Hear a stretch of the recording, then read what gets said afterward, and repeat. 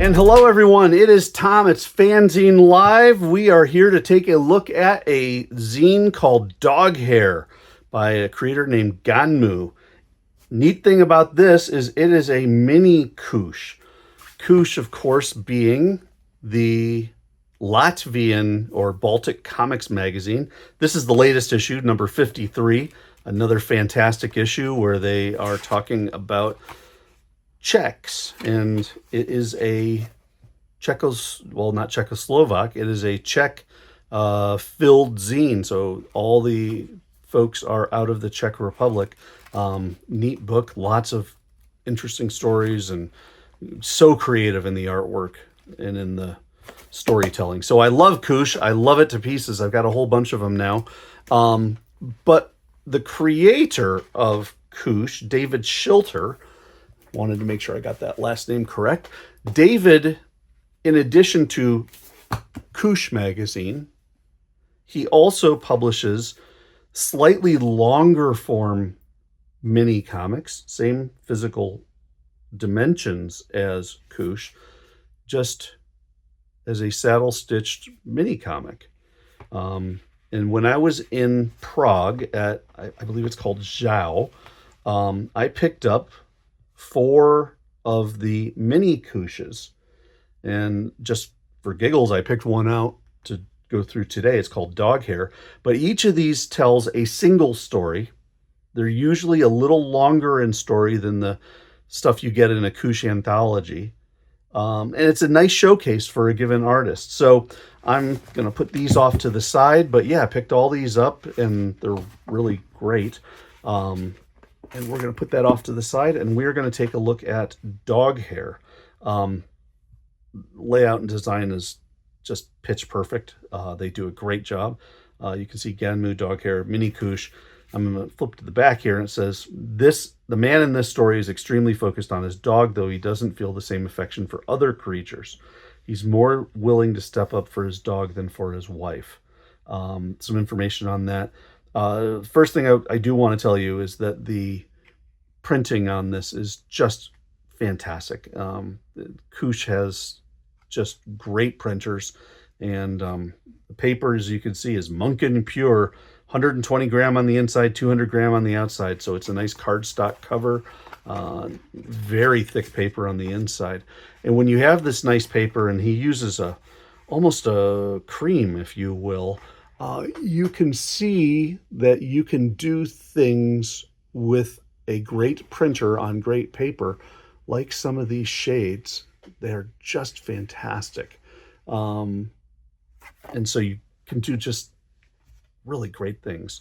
So anyway, this character goes to his house. There's a dog outside.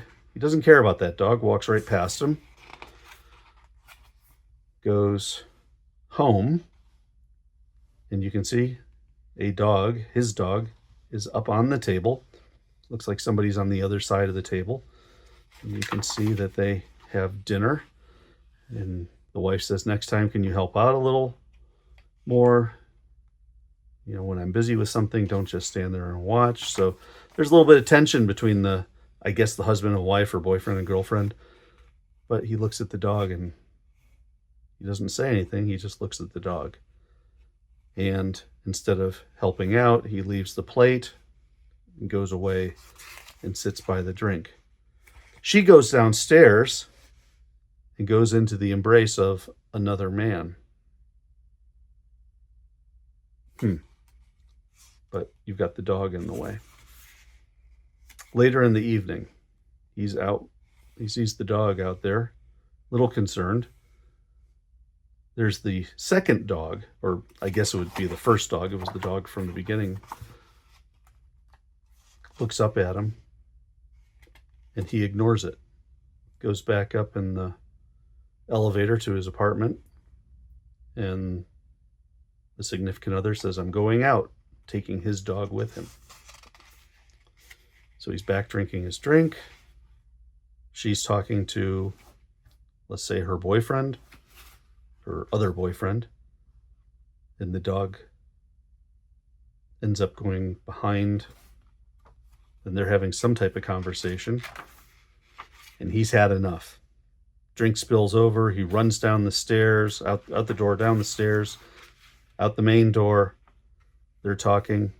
And he shows up and says, "Get out of here." And he grabs the dog. Oh, I'm sorry. He grabs the dog and walks back upstairs. Passes by that other dog, wants nothing to do with it, and then closes the door. Interesting little story. I mean, it is what it is. The guy likes his dog more than he likes anything else. But yeah, it's the artwork is neat. Very thin line. Shading is totally unique. There's nothing by way of hatching at all in this. It's all, I would presume, spray paint or perhaps maybe digitally enhanced spray type look shading. It's neat. And the story is, clearly of a guy who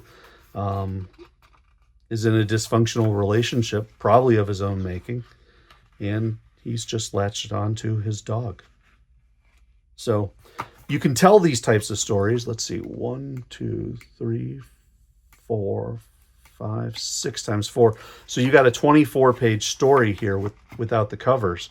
You can tell these types of stories in a longer form than you could in, say, the regular Koosh. So I love how David has space for the shorter stuff and space for the longer pieces. When you subscribe to Koosh, you can get packages that actually have multiple copies of the big book, but also a few copies of the latest, copies of the latest zines as well, the latest mini comics. Wonderful stuff. I can't recommend Koosh enough to anyone. So there you go. This was Doghair. These are Koosh comics, and really enjoyed reading it, enjoyed sharing it with you. And I really enjoy the fact that in the world of world zines, you get some challenging stories that may not necessarily make sense from an American-centric point of view, but it allows you to stretch your thinking of what comics are, what storytelling is, and what it can be. And they did a really good job with that. So again, good stuff. I think that's all for now. I will let you guys go. Thank you for watching. I will have information on ordering if you wish in the show notes, and I will catch you next time.